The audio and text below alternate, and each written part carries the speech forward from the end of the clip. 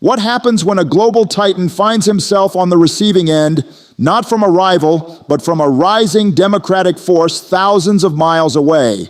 And in the shadows of this moment, a quiet figure from Pakistan is rumored to have offered something more than just silence. Is this coincidence, strategy, or something deeper? There are moments in history, brief flashes in time, where something seemingly simple pierces the noise of politics and speaks directly to the soul of a changing world. What we witnessed when India chose to publicly call out Donald Trump was not just a diplomatic jab or a headline-grabbing move. It was the symbolic flick of a domino that told a far greater story, a story that stretches across decades of unspoken norms, buried tensions, and the quiet undercurrents of global transition. This wasn't a whisper behind closed doors or a leaked memo buried in bureaucratic language. This was a bold, unapologetic stand from the largest democracy in the world to a man who once claimed ownership of the very language of global dominance. And when that moment happened, the world didn't just react, they stopped and watched.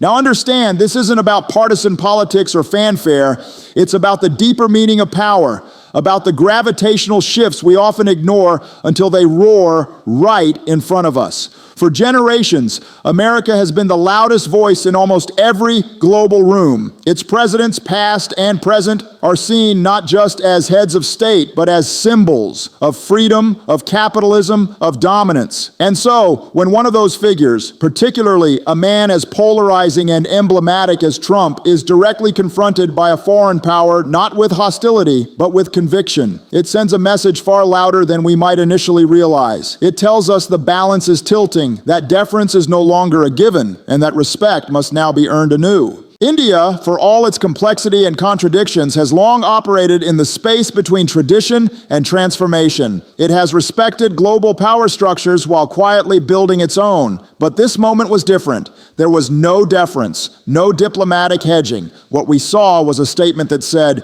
"We see you, we hear you, but we are not afraid to speak back." That kind of assertiveness from a nation long seen as emerging rather than arrived forces the world to rethink the vocabulary of influence. And when that call out was made, it wasn't just heard in Washington, it echoed through capitals in Europe, in the Middle East, in Beijing, and yes, even in Rawalpindi. Let's pause and think about what it means when such a moment captures the world's attention. In politics, we're used to controlled messages filtered through handlers, sanitized for public consumption, but this wasn't that. This was raw. It was real. It was an expression of a country stepping into its voice, not asking permission to speak, but seizing the floor with clarity and confidence. And whether you agreed with the substance or the tone, you could not deny the gravity. Because something powerful happens when a nation that was once expected to play by someone else's rules decides it's going to write a few of its own. Consider how the media across continents reacted. Headlines weren't just reporting what happened. They were dissecting it, probing for meaning, signaling that this wasn't just news, it was a potential realignment. Analysts scrambled to connect it to trade, to security alliances, to regional balance.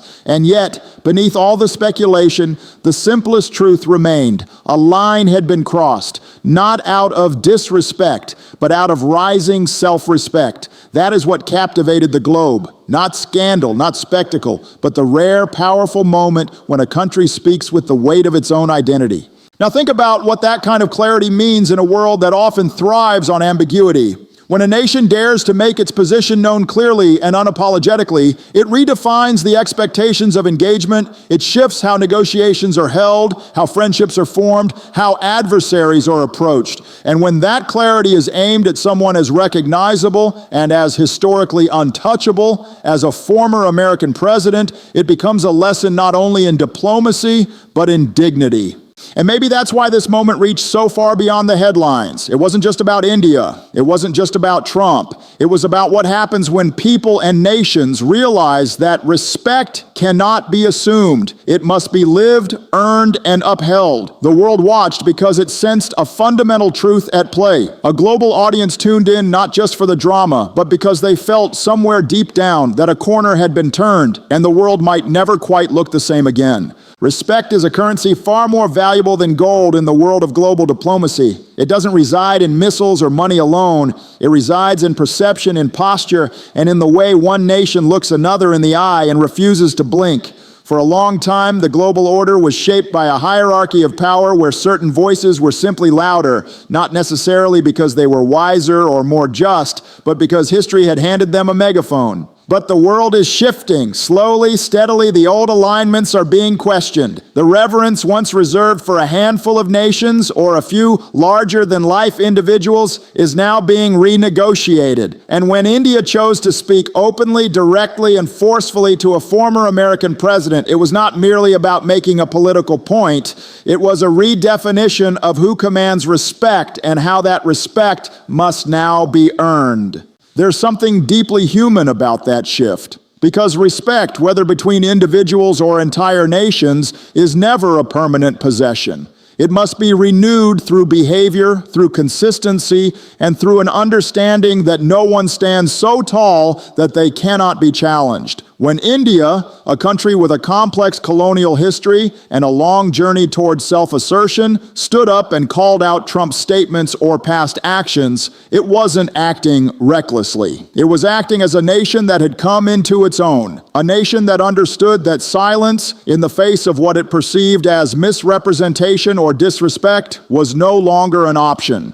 For decades, the unspoken rule in international diplomacy was that emerging nations should tread carefully when addressing the so-called established powers. That critique should be muted, that contradictions should be smoothed over in the name of stability. But that old playbook is being rewritten. Today, nations like India are not content to sit at the edge of the table. They are pulling up their own chairs and demanding a conversation that is mutual, not one-sided. They're saying, we're not just here to listen, we're here to be heard. And when they do that, when they challenge a narrative, particularly one shaped by a man who once occupied the highest office in the United States, they're not just asserting policy, they're asserting pride.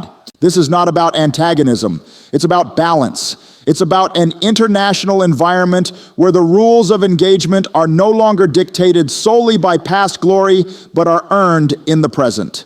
When Trump made statements or took positions that India found objectionable, they responded not with fury, but with clarity. That clarity in itself is a form of maturity. It is the voice of a nation that doesn't need to shout to be heard because it knows the world is listening now. And more importantly, it knows it has the right to speak not just for itself, but for principles that transcend geography. You can see this recalibration happening across the globe. You see African nations pushing back against paternalistic aid programs. You see Southeast Asian countries walking the tightrope between major powers with a confidence that wasn't there 20 years ago. You see Latin American leaders speaking directly to global financial institutions, demanding fairness and inclusion. What India did with its response to Trump was a piece of this larger puzzle. It was an act of redefining not only how it wants to be seen, but how it sees others. And this recalibration isn't just political, it's cultural. It's about identity. It's about how a generation of young Indians, educated, connected, and globally aware, see their country not as a follower of old rules, but as a leader of new ones. They look at their passports, at their news feeds, at the stories their nation is writing on the global stage, and they believe that their voice matters. That belief, when translated into national policy and public discourse, becomes a powerful force. It becomes a challenge to the traditional centers of power to rise to a new standard, a standard where leadership isn't just about strength, but about listening, learning, and adapting. What we are witnessing, in truth, is a moment where global respect is no longer handed out like inheritance. It is earned in real time. And that's why this exchange between India and Trump resonated so deeply, because it represented a break from tradition. It represented a new kind of dialogue, one where no one is beyond critique, and where every nation, no matter its past, has the right to speak its truth plainly and without apology. It reminded the world that respect, if it is to be meaningful, must be reciprocal, and that true dignity in diplomacy comes not from titles, but from conduct, not from history, but from how one shows up in the moment. In the theater of international politics, not every statement is made with words. Sometimes it is silence that speaks loudest. When India delivered its unexpected and pointed message toward a former American president, a man known more for his dominance than diplomacy, the immediate reaction most anticipated would have come from Washington. A rebuttal, a clarification, or at least a diplomatic nod. But none came. The corridors of American power, which once echoed with bold responses and relentless messaging, remained quiet. And in that quiet, another sound emerged, not a shout, but a whisper from a place far less expected, Rawalpindi. There, behind fortified walls and deep within a network of command, lives a man named General Asim Munir, a figure not often seen in headlines, but whose influence can tilt the political balance of an entire region. Rumors began to swirl, subtle, almost disbelieving. Had he in some way consoled the man India had just publicly rebuked? Now, let's not jump too quickly to conclusions. Diplomacy, especially in South Asia, is layered with shadows. But what matters more than the verifiable facts are the signals, the interpretations, the narratives that take root when official words are missing. If a condolence or gesture of sympathy truly came from Asim Munir's circle, it raises questions not just about Pakistan's strategy, but about how influence is courted when public alliances are frayed. In a world where media cycles move at the speed of light and public opinion is shaped by perception as much as by reality, that alleged gesture, however subtle, became a matter of global curiosity. Because if true, it represented something more than empathy. It suggested alignment. It suggested that while India chose to confront, Pakistan chose to comfort, and in doing so, positioned itself in a different light entirely. This dynamic, this silent choreography between the power centers of New Delhi, Washington, and Rawalpindi tells us a great deal about the changing nature of global allegiances. There was a time, not long ago, when such diplomatic tremors would have been smoothed over by joint statements and polite distractions. But now, every move is scrutinized. Every silence is loaded. Every whisper becomes potential headline. And so the idea that a Pakistani general might extend some form of verbal consolation or symbolic support to an embattled American figure takes on layers of meaning that go beyond formality. Was it a gesture of shared grievance? A subtle reminder of past partnerships? Or was it a calculated move to show a kind of contrarian empathy, signaling that while India stood defiant, Pakistan would play a different game? General Asim Munir, known for his strategic instincts and his careful, measured tone, is not one to make casual statements. So if anything was indeed offered, be it a message of condolence, a diplomatic overture, or a subtle line of support, it would not have been random. It would have been part of a broader calculus, because the general understands what many fail to grasp, that in times of global confusion, soft gestures can yield hard results, that a timely whisper can plant the seeds of influence that a thunderous speech never could. And perhaps more importantly, that by staying out of the limelight and speaking through indirect channels, one can craft an image of quiet strength and subtle leadership. We have seen this before in geopolitics. When alliances are strained, new bridges are often built not with treaties, but with empathy. Not through public declarations, but through shared sentiment. When Russia was isolated in the early days of Western sanctions, it turned to Beijing not with speeches, but with silent nods. When Israel faced criticism from traditional allies, it found unexpected understanding in new partners across the Gulf. These are not anomalies. They are part of a broader trend, where countries now navigate power not just through force or money, but through emotional intelligence, strategic timing, and the ability to play the long game. And in this evolving framework, even a brief moment of outreach from Rawalpindi to a former American president becomes significant, because it shows that the world is watching where the handshakes happen and where they do not. And so we find ourselves in a moment where the absence of response from one capital and the quiet murmur from another create a vacuum filled with interpretation.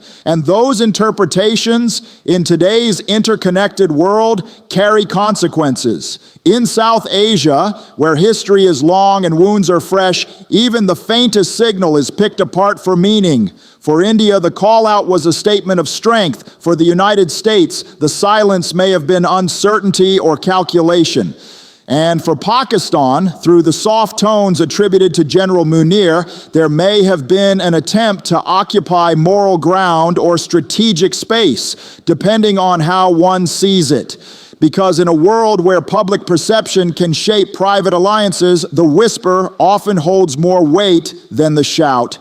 In geopolitics, nothing is ever truly accidental. Every gesture, every silence, every comment, and even every condolence carries within it a deeper intent. So when whispers emerged that General Asim Munir may have quietly offered sympathy, or at the very least, a signal of solidarity, to Donald Trump following India's public rebuke, it forced a different kind of conversation, one that moves beyond surface-level speculation and into the realm of strategy. Was this an act of compassion, a simple nod from one powerful figure to another, or was it something far more deliberate, a calculated move at just the right time with just the right audience in mind? Because in the chessboard of international relations, sympathy isn't always emotional. Sometimes it's tactical. Sometimes it's about reading the room, not for comfort, but for opportunity. Think about it. When a leader, particularly one as globally controversial and polarizing as Trump, is publicly challenged, that moment of vulnerability becomes more than a news cycle.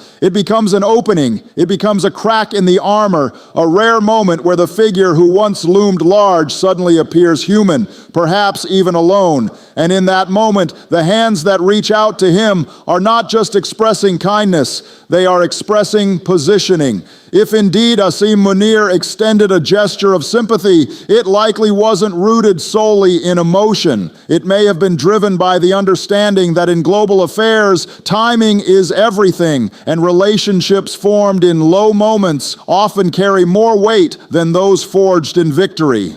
This isn't a new phenomenon. Throughout history, powerful alliances have often begun not at the height of glory, but in the shadows of setback. When Nixon visited China in 1972, it wasn't at a time of American dominance. It was during the Vietnam War, when America's influence was facing severe stress. That visit wasn't born out of mutual love, but mutual strategy. It was an understanding between two very different nations, that they could offer each other something valuable in a moment of need. Similarly, when Pakistan's military leadership extends any form of outreach toward a Western figure who finds himself cornered or criticized, it may be less about shared ideology and more about shared utility. Let's remember, General Asim Munir operates in an environment where perception is power. He leads not just a military, but a national narrative. And Pakistan, situated between powerful neighbors and often at the mercy of shifting global alliances, has to be nimble. It has to spot windows where others see walls. So when Trump, who once commanded roaring crowds and global headlines, suddenly finds himself on the receiving end of international embarrassment,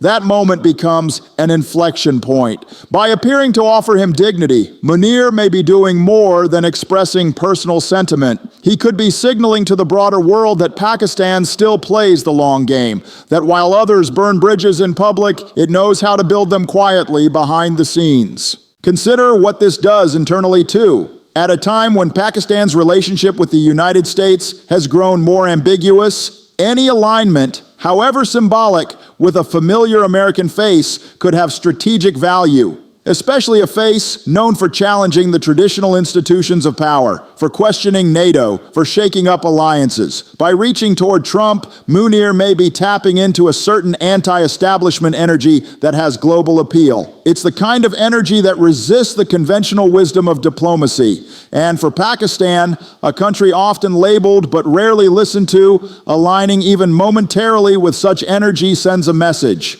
We, too, have options. We, too, can shift narratives, not by confrontation, but by presence, by knowing who to stand beside and when. We must also understand the power of optics. If a photo had emerged of a handshake or a warm phone call between these two men during such a vulnerable moment, the implications would have echoed across every major capital. Allies would have whispered, opponents would have wondered, journalists would have spun stories about a new axis of influence, one where sympathy was used as a tool to forge relevance. Even without confirmation, the mere possibility creates speculation. And in geopolitics, Speculation alone can be a weapon or a shield, depending on how it's used. That's the kind of strategic ambiguity that seasoned military leaders understand well. And beyond the political calculations, there's the psychological layer. Trump is a man known for valuing loyalty above all else. He remembers who praises him and who abandons him.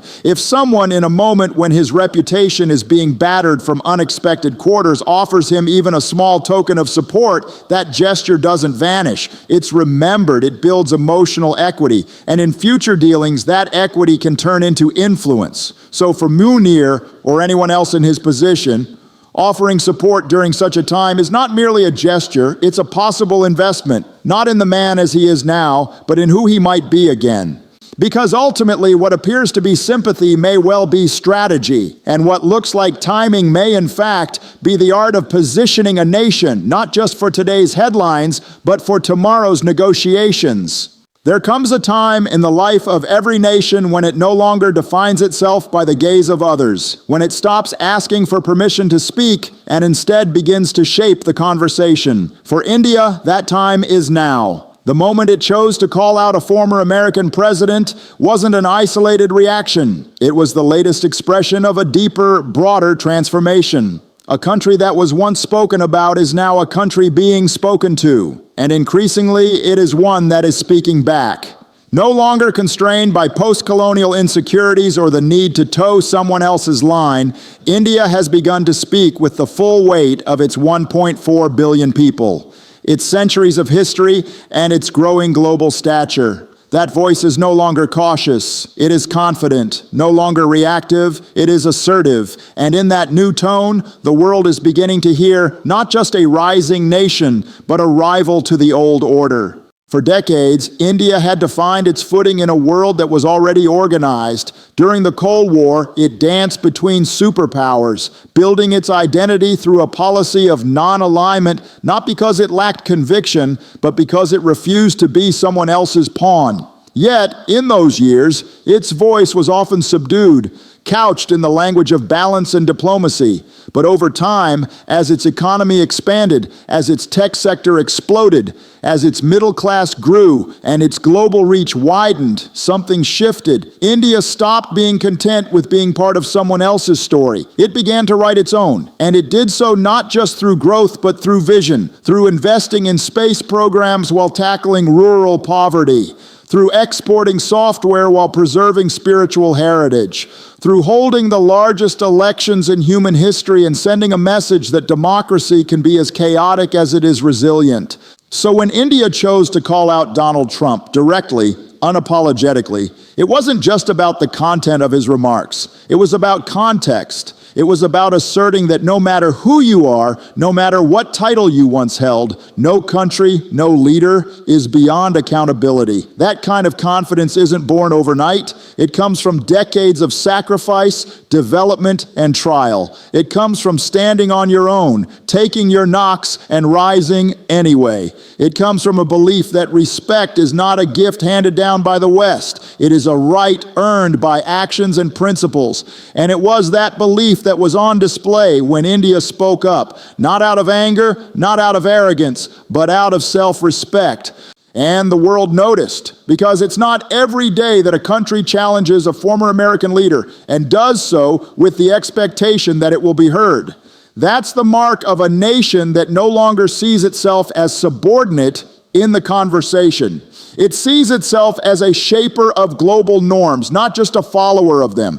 And you can feel this shift not just in official statements, but in how young Indians talk about their future. They speak of building companies, not just joining them, of leading global climate initiatives, not just attending them, of shaping regional security architectures, not just reacting to them. And that change in mindset is at the heart of India's emerging confidence. Consider how India engages today, with China on the border, with the West on trade, with the global South on development. It is no longer waiting for cues. It is setting terms, whether in BRICS or the Quad, whether at the United Nations or in its bilateral relationships. It approaches the table not as the junior partner, but as a stakeholder with leverage. And in calling out Trump, it was also sending a message to the broader world that leadership does not mean silence in the face of populism or recklessness. It means standing up for dignity, even when it is inconvenient,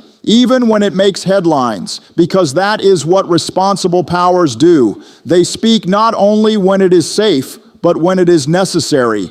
And what's more striking is how normalized this confidence has become. 10 years ago, such a statement might have sparked internal panic about diplomatic fallout or economic consequences. But today, it is received domestically with pride. It becomes a point of unity, not division. A moment when the country feels it has finally become what it always believed it could be, a voice of consequence. And for millions of young Indians, it affirms that their place in the world is not conditional on appeasement. It is anchored in merit, in aspiration, and in the quiet power of knowing that their country no longer needs validation. It demands engagement. Because in this new global order, India doesn't just participate in history, it is helping to shape it. Leadership has always been a mirror of the times. And in this moment, when a former U.S. president is publicly challenged by a rising global democracy and another nation's general responds not with spectacle, but with subtlety, we are being reminded that the future does not belong to the loudest voice, but to the wisest one. The next generation of leaders, whether in politics, business, diplomacy, or activism, is being shaped not by the old playbook of dominance and declaration, but by a new standard, the ability to listen deeply, act strategically, and respond with dignity, even in the face of provocation. The shifting winds between India, the United States, and Pakistan have presented more than a geopolitical drama. They've presented a case study for what leadership must look like in an era where the power dynamic is more fluid, more complex, and more deeply human than ever before. Today's aspiring leaders are watching not just what is being said, but how it is being said. They are watching a democracy like India speak its truth without hesitation, reminding the world that respect can be voiced firmly without becoming disrespectful. They're observing a figure like Asim Munir, who leads from within the institution of one of the world's most politically entangled militaries, make moves that are quiet, calculated, and calibrated for long-term effect. And in the silence from Washington, they're seeing something else, that leadership sometimes falters, that great nations occasionally find themselves in uncertain territory, and that even the most powerful individuals are not immune to global critique. All of this becomes instruction, not theory, but lived example for young minds who are crafting their own philosophies of leadership in real time. Consider the young student in Lahore studying political science, watching his country navigate fragile alliances and global suspicion. He's looking at General Munir's approach and learning that there's influence in restraint, power in posture, and that diplomacy isn't always won with decibels. It's often won with discipline. Or think of the 24-year-old journalist in Mumbai watching her country stand firm on the international stage and realizing that she doesn't have to lower her voice to make others comfortable. She learns that leadership means stepping into rooms not to be validated, but to represent values. These young people are absorbing these moments like oxygen because they know they are the ones who will soon be called upon to lead in a world that no longer respects titles alone. It respects credibility, consistency, and courage. This moment also teaches us something even more essential, that leadership in the 21st century is not just about standing tall. It's about knowing when to bend without breaking. It's about extending a hand when others expect you to strike. It's about standing firm in your principles while being flexible in your approach. When India pushed back against Trump's rhetoric, it wasn't just protecting its image, it was modeling self-respect. When Pakistan's military leader allegedly reached out with sympathy, whether symbolic or sincere, he may have been signaling that bridges can still be quietly built, even in times of tension. And in that interplay, those two contrasting but equally intentional moves, the next generation can learn the beauty of nuance, that not every challenge requires fire and not every disagreement demands distance. Sometimes it's the balance between assertion and awareness that defines a truly great leader.